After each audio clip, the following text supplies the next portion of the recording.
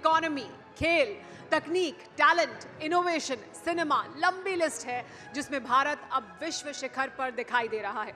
लेकिन एक चीज जिसमें भारत हमेशा से गुरु रहा है वो है योग। और वो हस्ती जिसने पूरी दुनिया को पद्मासन पर ला दिया है, उसका परिचय शायद बताने की जरूरत भी नहीं है। जोरदार तालियों के साथ स्वागत कीजिए योग गुरु रामदेव का, जिनसे बातचीत के लिए मैं बुलाना चाहूंगा मेरी सहयोगी प्रतिमा और सुरभि को। एक बार जोरदार तालियां हो जाए योग गुरु रामदेव के साथ। जोरदार तालियों के साथ स्वागत करिए बाबा रामदेव का। Pratima and Surabhi, all yours. Thank you Gaurav, thank you Sumera. Magic.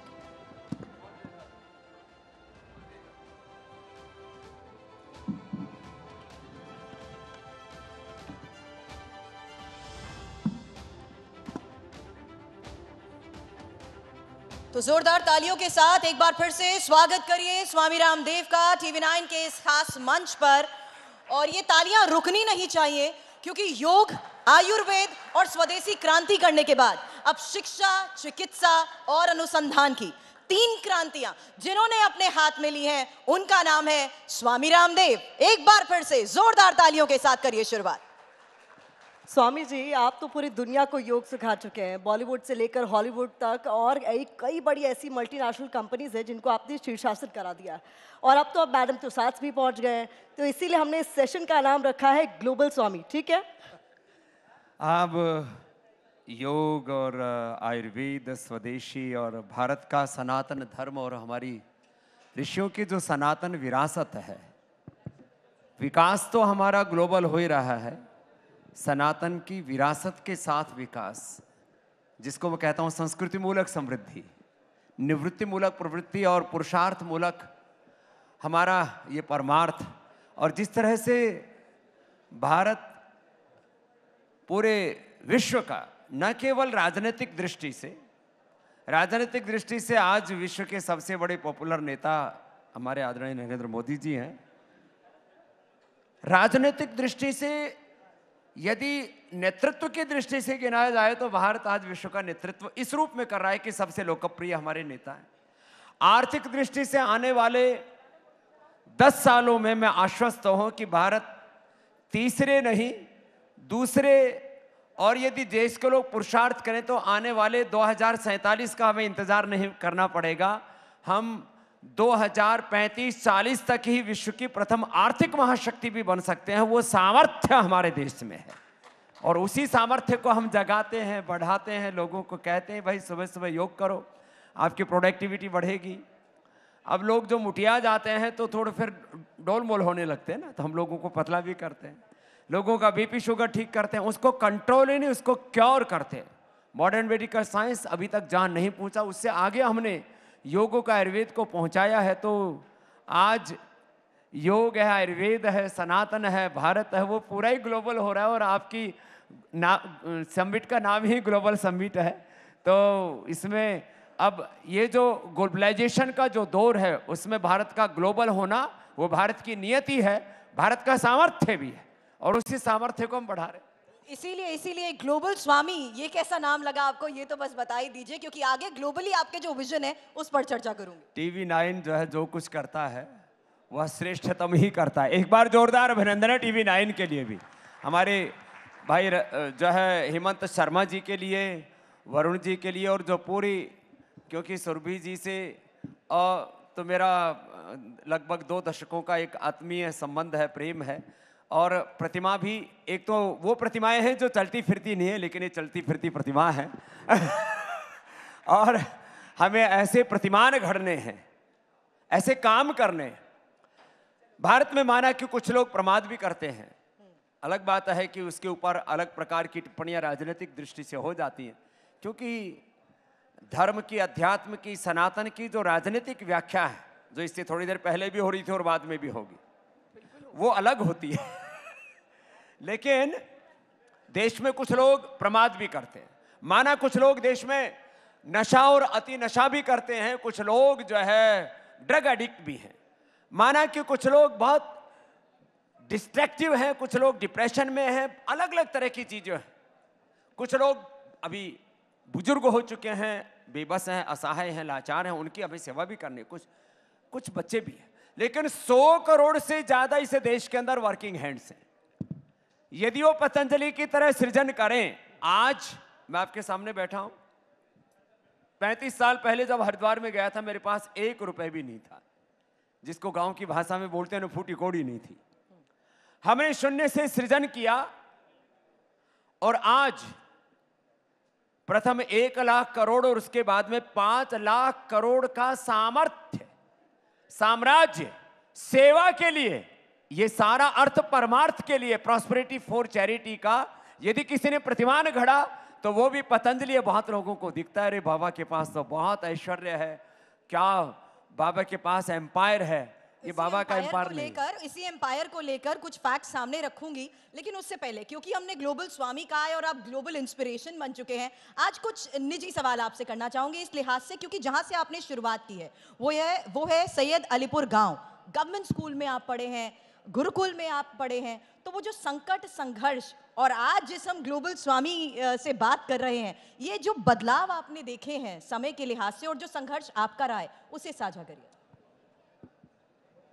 देखिए, मैं पूरी दुनिया पर जब एक नज़र डालता हूं, चाहे वो वर्ल्ड के टॉप कॉर्पोरेट्स हों, चाहे वर्ल्ड के टॉप साइंटिस्ट हों, वर्ल्ड के टॉप पॉलिटिशियंस हों, विधायिका, कार्यपालिका, न्यायपालिका, मीडिया से लेकर के कृषि, अनुसंधान, शिक्षा, चिकित्सा से लेकर के धर्म, अध्यात्म के क्षेत्र में नितांत अभावों और संघर्षों में जो लोग पले, करीब करीब 99% पूरी दुनिया में उन्हीं का आज वर्चस्व है।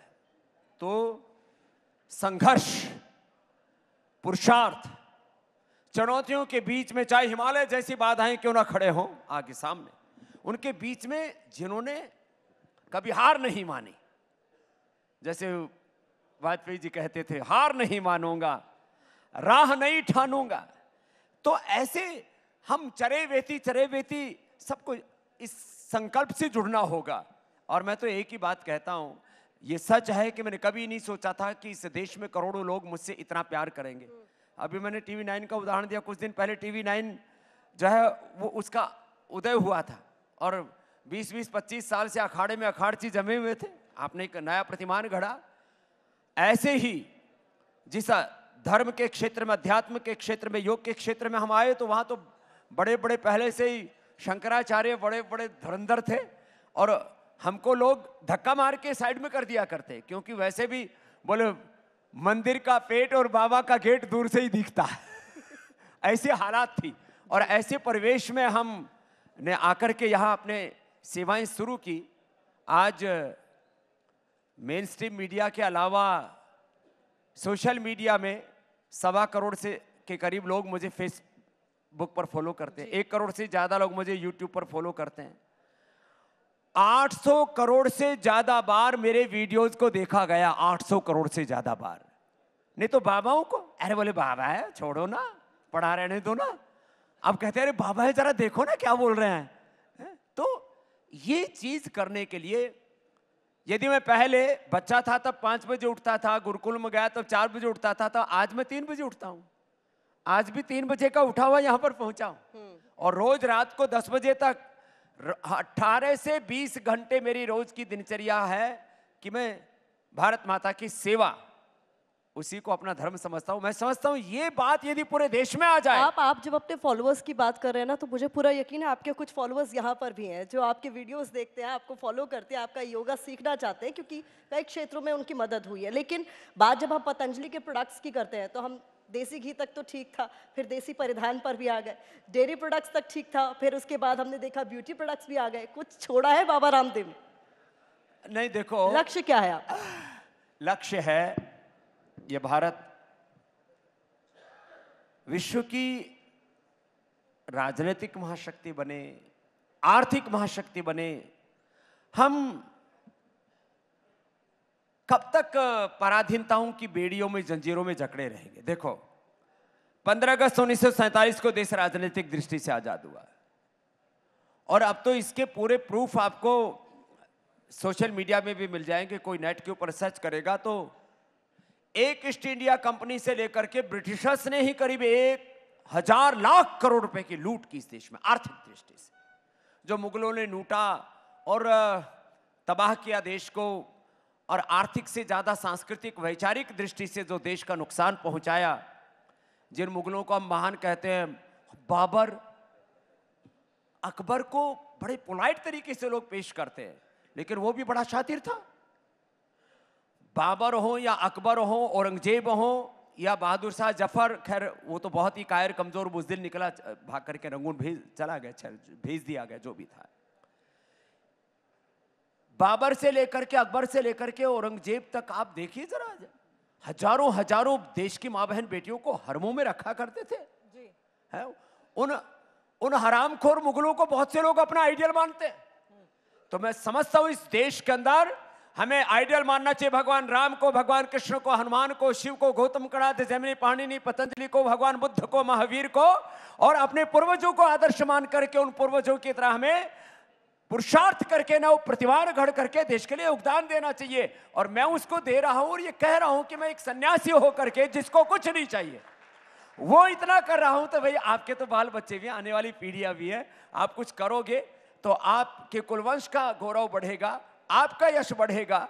और हम यदि जीवन में कुछ ना करें, ऐसे खाना पीना सोना, कुछ बच्चे पैदा करना और फिर मर जाना, जिंदगी इतनी नहीं है। किया जा रहा है तो वो सवालों के घेरे में क्यों आ गया? चलिए राम नीति की भी बात मैं आपसे थोड़ी देर में कर लूंगी, लेकिन उससे पहले एक सवाल, क्योंकि जिस तरीके से आपने कहा कि अब बाबा को सब सुनना चाहते हैं, आरोप आप पे लग गए। विपक्ष ने साफ तौर पर कह दिया कि पहले तो सिर्फ योग शिविर लगाते थे, लेकिन अब सिर्फ योग शिविर नहीं लगाते हैं, और ये मौजूदा सरकार की वजह से ऐसा क्या संभव हो पाया?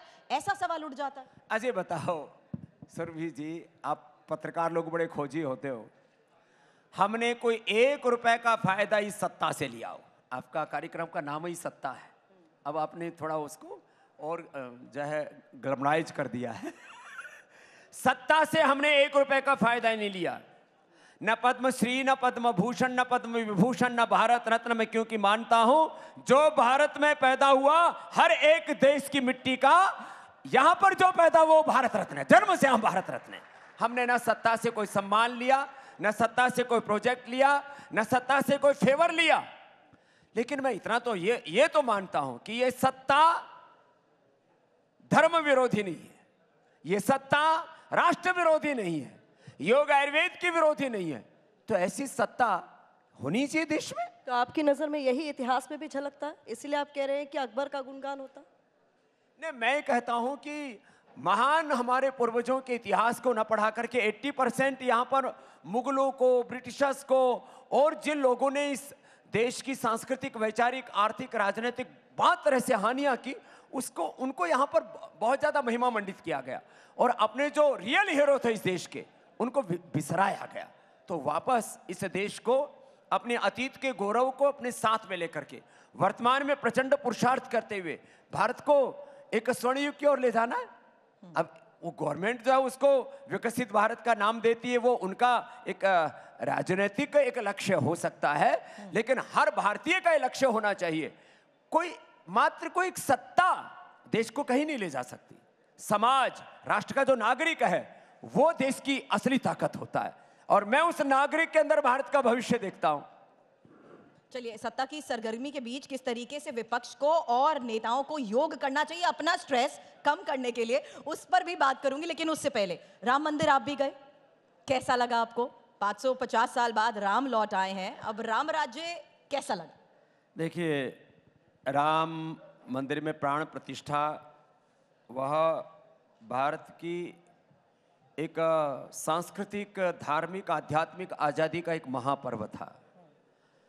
और राम मंदिर में प्राण प्रतिष्ठा के बाद ये जो राष्ट्र मंदिर का निर्माण है, व्यक्ति निर्माण से, क्षेत्र निर्माण से, समाज निर्माण से राष्ट्र निर्माण, एक नए युग के निर्माण की ओर हम आगे बढ़ते हैं। भारत की यात्रा जो है वो एक व्यक्ति, किसी एक समाज, एक राजनीतिक सीमाओं में नहीं बनती है। हम तो किण्वंतो विश्व मारियम के और वसुधैव कुटुंबकम के उपासक हैं। इसलिए भारत कभी सीमाओं में नहीं सिमटता। और यदि आप अखंड भारत को देखते हैं या आर्यवर्त को देखते हैं, तो वो तो पूरे विश्व का नेतृत्व करने वाला भारत है। एतद् देश प्रसूत से सका सादग्र जन्मनः स्वम स्वम चरित्रम शिक्षरम पृथिव्याम सर्वमानवा।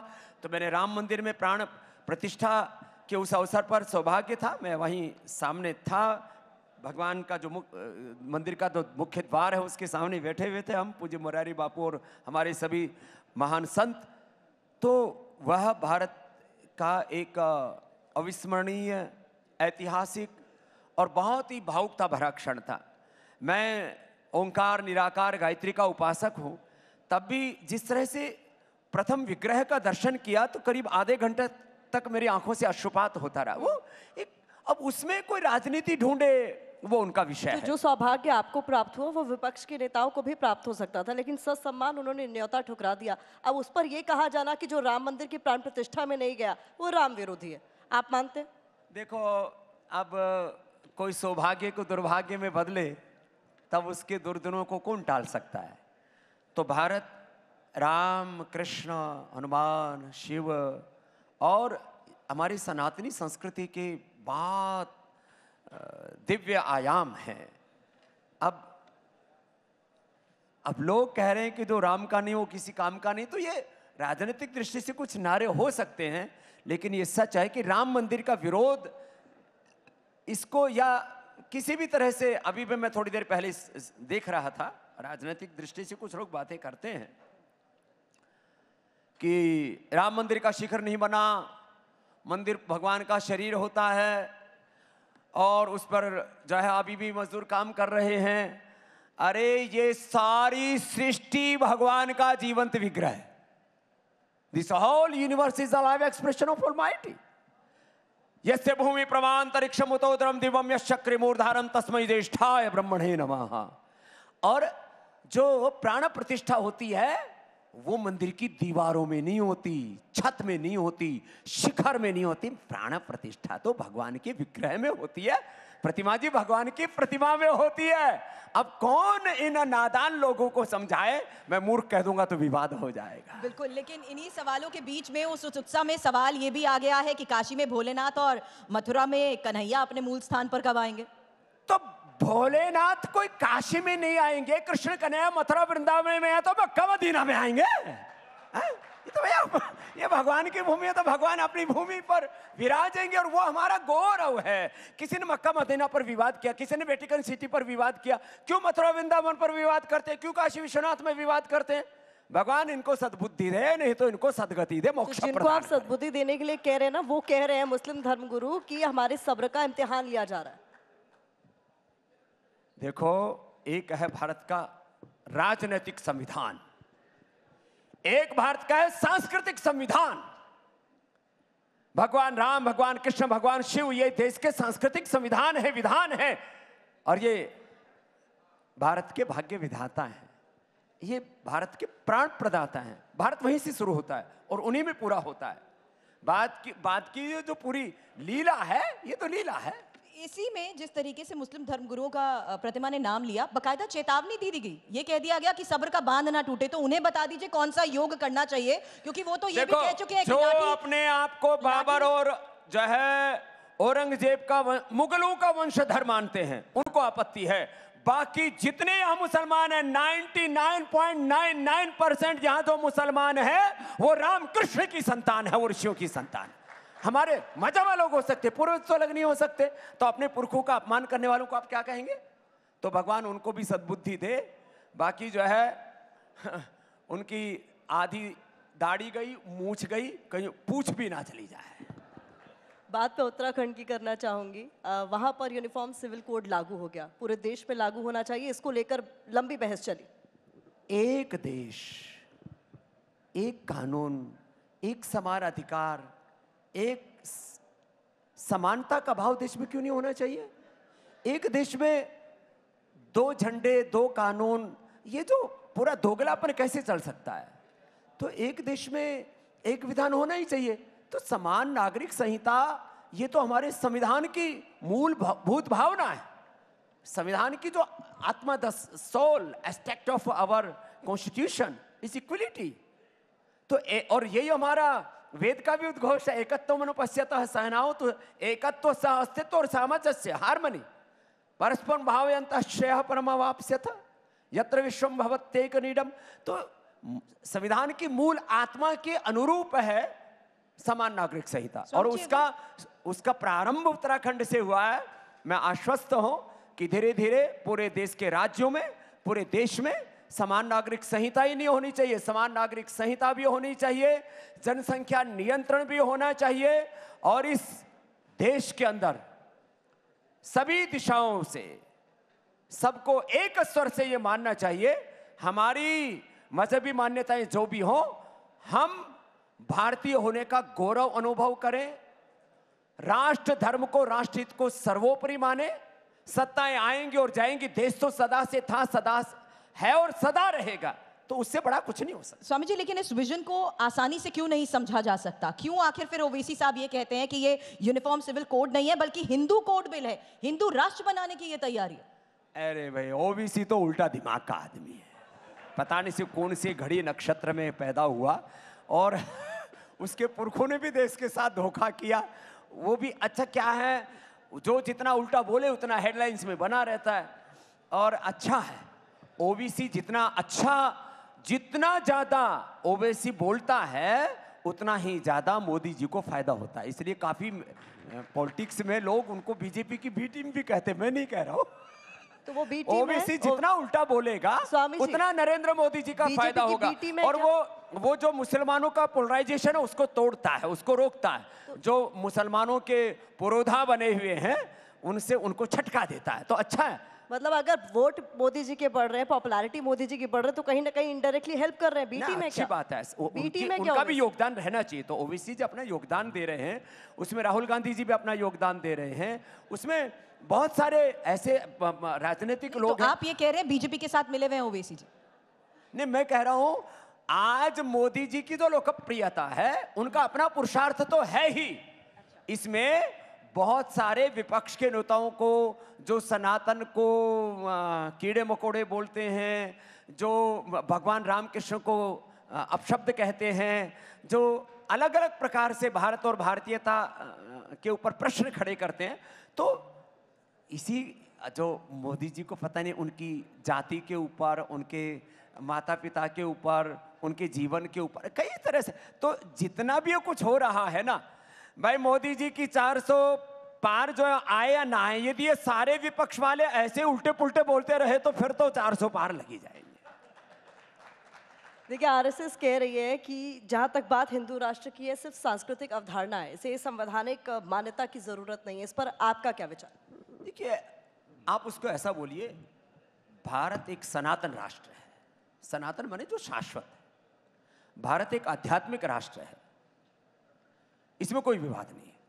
तो दरअसल कुछ लोग शब्दों में और अलग अलग प्रकार के, जिसको कहते हैं ना, कुछ नैरेटिव घड़ने में बड़े माहिर होते हैं, तो मैं उस पचड़े में पढ़ना ही नहीं चाहता। मैं तो कह रहा हूँ ना, भारत स्वभाव से ही एक आध्यात्मिक राष्ट्र है, भारत सनातन को फॉलो मानने वाला राष्ट्र है, भारत ऋषिमुनियों का देश, इसको कौन डिनाई करेगा।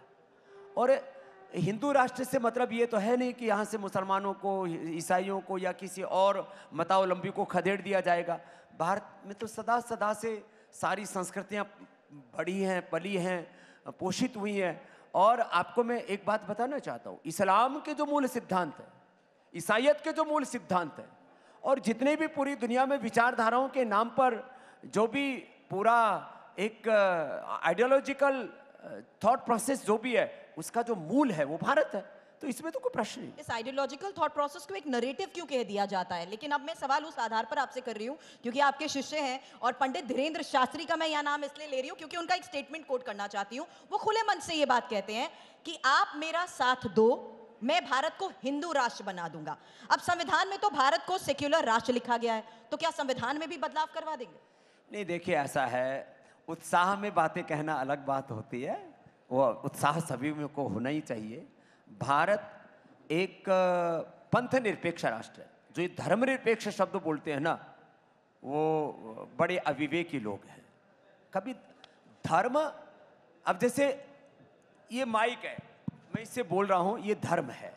अग्नि है, उसमें उष्णता है, उसका धर्म है। जल में शीतलता, उसका धर्म है। आप जो है खबरें पहुंचाते हैं देश तक, वह आपका पत्रकारिता धर्म है। कोई धर्मनिरपेक्ष कैसे हो सकता है? जो अपने आप को धर्मनिरपेक्ष कहता है, उससे ज्यादा मूर्ख, अविवेकी और जिसको कहते हैं एकदम दिवालिया व्यक्ति कोई नहीं हो सकता। तो इसलिए भारत एक पंथनिरपेक्ष राष्ट्र है और इसकी जो आत्मा है वो सनातन है और इसका जो शरीर है वो सारे पंथ निरपेक्षता है। उसमें सारे मत, पंथ, संप्रदाय, विचारधाराएं, सब आइडियोलॉजिकल थॉट प्रोसेस हैं। लेकिन कुछ लोग यहां पर रिलीजियस टेररिस्ट हैं, बौद्धिक आतंकवादी, मजहबी आतंकवादी, राजनीतिक आतंकवादी। ये जो रिलीजियस टेररिस्ट हैं, ये जो पॉलिटिकल टेररिस्ट हैं, ये जो इंटेलेक्चुअल टेररिस्ट हैं, और कौन है? मैंने उनको कई बार तो बड़ा हमको भी लोग रगड़ते हैं। मैंने ये मजहबी माफिया, राजनीतिक माफिया, शिक्षा माफिया, चिकित्सा mafia, drug mafia, medical mafia कह दिया तो एक दिन तो हेमंत जी ने एक पूरी पंचायत लगा दी डॉक्टरों की और उसमें कई को मुझे धमकाना पड़ा। मैंने कहा चुप हो जा, फालतू की बकवास कर रहा है। तो ये सब लफड़े चलते रहते हैं। देश बहुत बड़ा है। चलिए, विवादों की बहुत बात हो गई, लेकिन मैं चाहूंगी अब आप एक राज खोल दें। मैं नाम नहीं लूंगी, लेकिन आप समझ जाएंगे मैं किसकी ओर इशारा कर रही हूँ। बिहार के एक नेता है, कहा जा रहा है कि वो आपके शिविर में बहुत जाते हैं। सोशल मीडिया पर दरअसल एक पोस्ट वायरल है क्योंकि वो पलटी बहुत मारते हैं और वो 360 डिग्री घूमने लग गए हैं। देखो, हमने नीतीश जी को, लालू जी को, तेजस्वी जी को, सबको योग सिखाया। जब सबको योग करना चाहिए कि नहीं करना चाहिए? अरे भाई, पक्षों विपक्षों थोड़ा बोलो तो से, कोई टेक्निकल प्रॉब्लम है क्या? आप लोग तो ऐसे बैठे हुए, मैंने सुना है कुछ लोग थोड़ा सा कुछ उनके पास रुतबा आ जाए ना तो रिएक्शन देना भी बंद कर देते हैं। सबको योग करना चाहिए कि नहीं करना चाहिए? इतनी सी बात है। तो इसमें पक्ष हो विपक्ष तो हो, नीतीश जी को कौन सा ऐसा योग सिखा दिया कि वो 360 डिग्री घूम गए? देखो, घूमना तो और घुमाना तो ऐसे ही चाहिए। देखो, अब वो कैसे घूमते हैं उनका उनसे पूछो, हम तो ऐसे घुमाते हैं। देखो,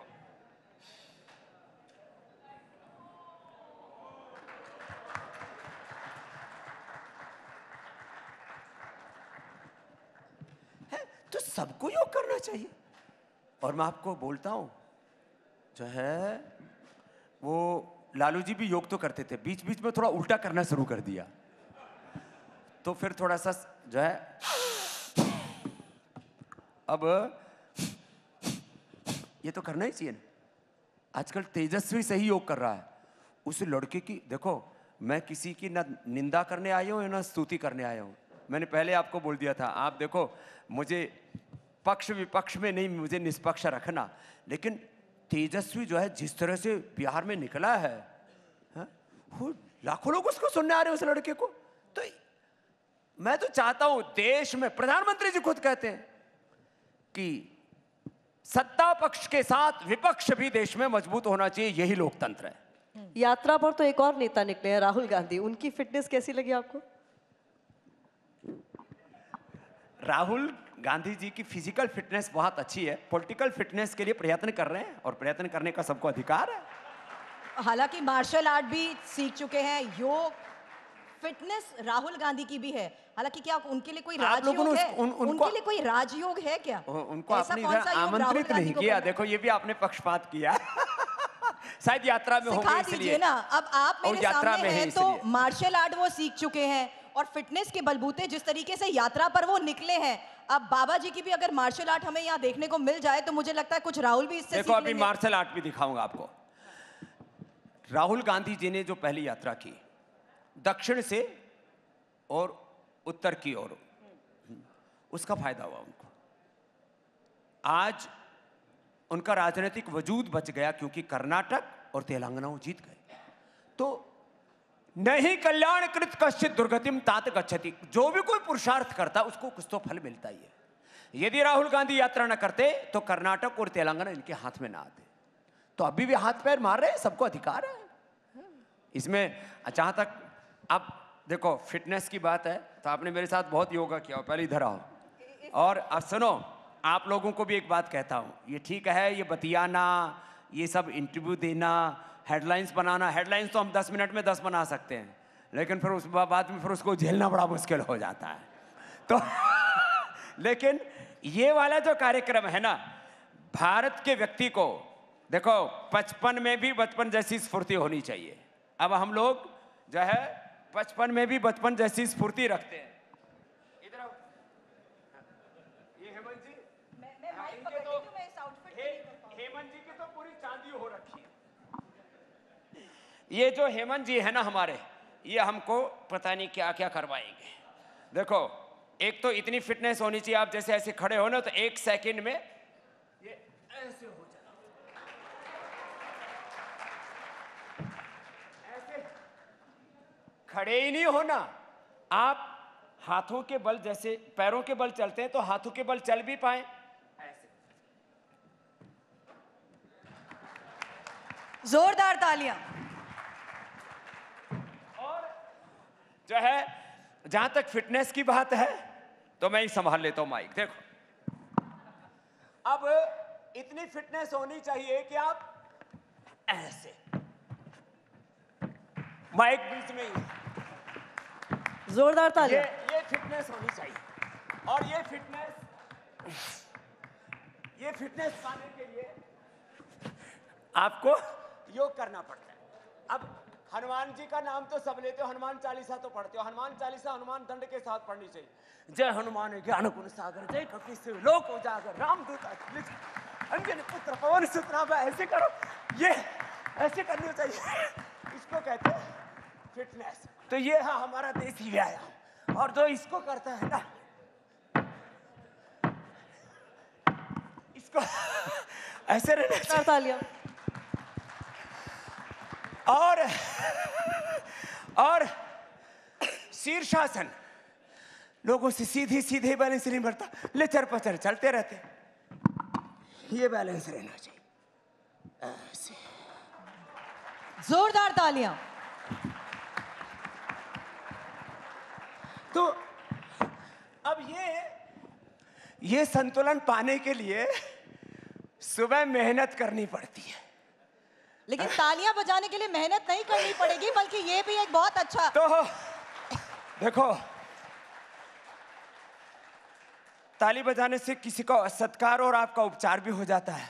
बिल्कुल। और अब नहीं बजाओगे तो अगले जन्म में हो सकता है वैसे बजानी पड़े। लेकिन तो बात क्योंकि खैर, तो इतना भी ना कर पाओ। अब तालियां रुकनी नहीं चाहिए, अब तालियां बिल्कुल नहीं रुकनी चाहिए। तो इतना भी ना कर पाओ। देखो, हम तो योग सत्ता वाले हैं, धर्म सत्ता वाले हैं, और योग शाश्वत है। इसी सत्ता सम्मेलन में राहुल गांधी का भी तो ये सवाल भस्त्री पूछा का, जो अपने शिविर में बस बुलाएंगे क्या आधा उन्हें? मिनट, मेरा मेन जॉब तो करने दो। तो मेरा जो मेन जॉब है वो योग है, भस्त्री का, कपालभाति और ये अनुलोम विलोम, बड़ा जबरदस्त है। मुझे लगता है एक बार किंग जोम को भी कराना पड़ेगा। पुतिन को तो करवाऊंगा नहीं, फिर तो नहीं तो हेमंत जी, अभी पुतिन को नहीं कराना, नहीं तो फिर आपका शाम का शो कैसे चलेगा?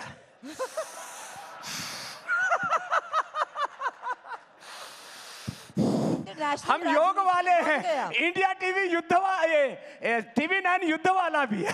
नहीं, आप इंटरनेशनल राजनीति पे पहुंच गए। सत्ता सम्मेलन में मैं सत्ता से जुड़े राहुल गांधी की बात कर रही हूँ, वो आप मुझे नहीं बता रहे। उन्हें अपने शिविर में बुलाएंगे या नहीं, योग सिखाएंगे या नहीं? बहुत कुछ इम्बैलेंस है, शायद सब कुछ बैलेंस हो जाए योग से।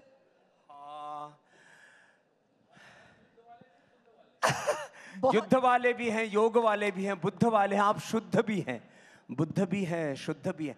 देखो, मैं इसलिए कह रहा हूं, देखो जैसे सभी चीजों में एक संतुलन बना के चलता है इंडिया टीवी। और क्या करूं, दिमाग में पुराना वायरस आ गया।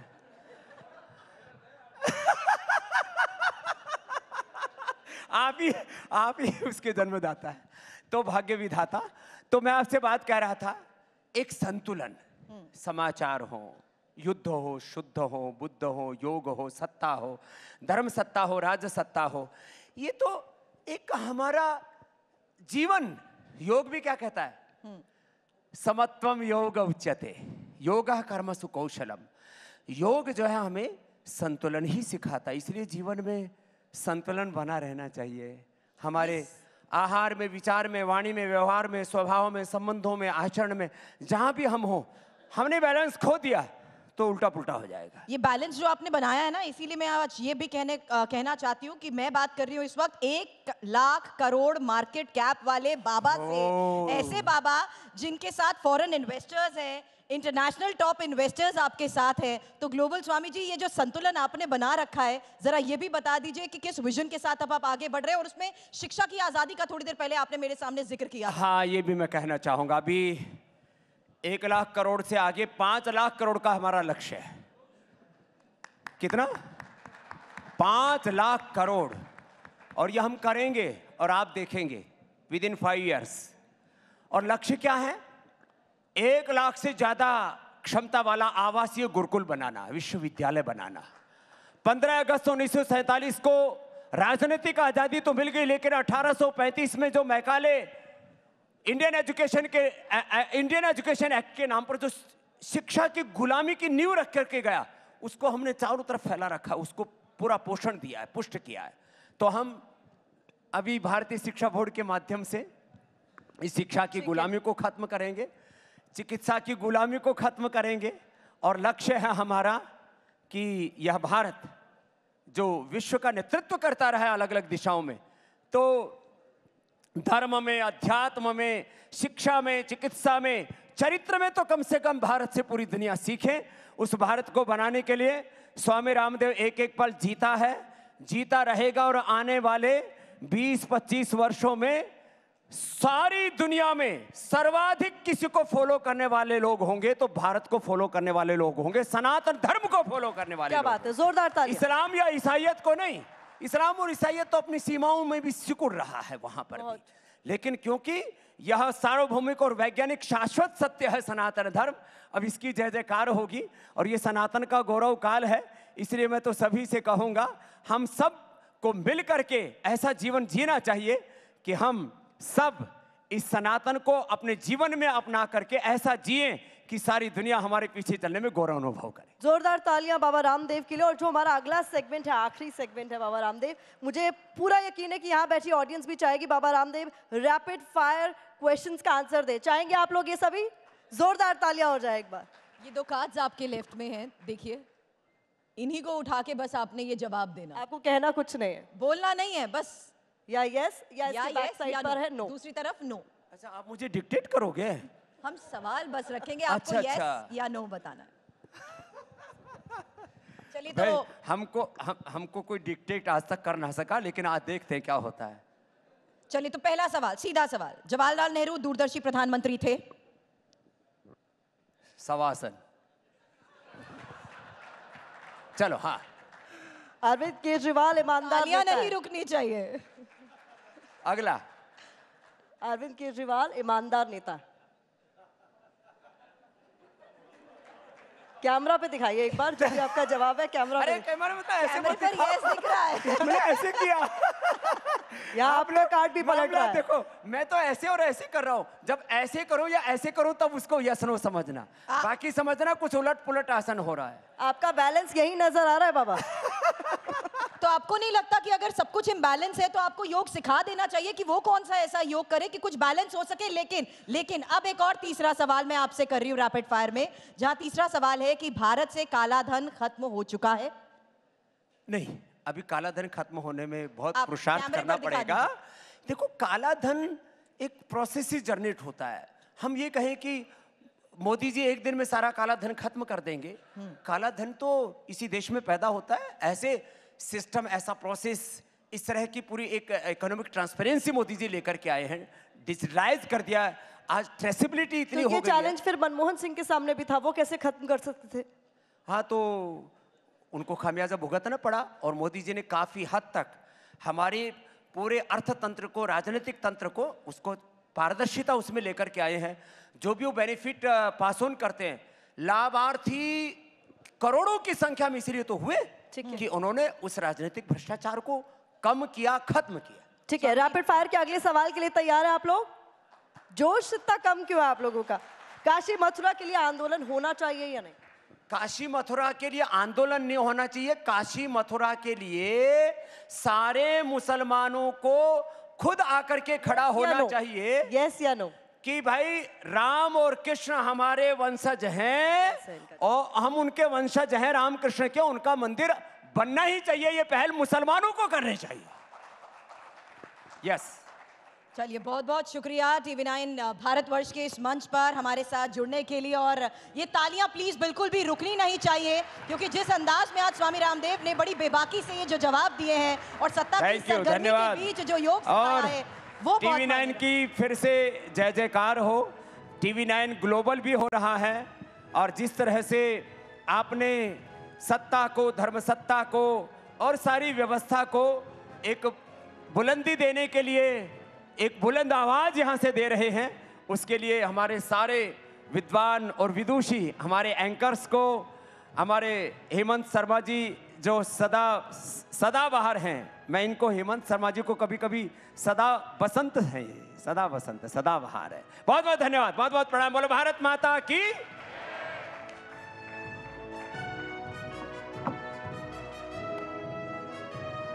स्वामी रामदेव के साथ ये बहुत ही शानदार सेशन, और स्वामी रामदेव से गुजारिश है कि बस थोड़ी देर आपको स्टेज पर और रहना है।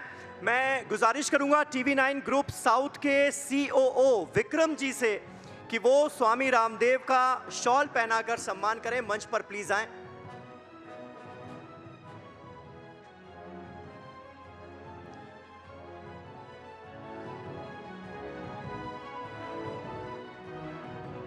जोरदार तालियों के साथ एक बार फिर स्वामी रामदेव का स्वागत। आज बड़ी बेबाक तरीके से स्वामी रामदेव ने हर विषय पर अपनी राय रखी, और आज की तारीख में हेल्थ कितनी इंपॉर्टेंट है, हम सब आजकल हेल्थ कॉन्शियस हो चुके हैं। ऐसे में स्वामी रामदेव के बताए जो मंत्र हैं वो हमारे आम जीवन में कितना बदलाव ला सकते हैं, हमारी सेहत को कितना बेहतर कर सकते हैं, ये आज एक बार फिर स्वामी रामदेव को सुनकर पता चला। नहीं थी। बिल्कुल समीर, बहुत बहुत धन्यवाद स्वामी रामदेव जी, घर घर तक योग पहुंचाने के लिए। और ये जो निरोगी रखने का सभी को संकल्प लिया है आपने, ये संकल्प लगातार इसी तरह से जारी रखें, क्योंकि सब देखते हैं योग, सब करते हैं योग और सब निरोगी भी बनना चाहते हैं।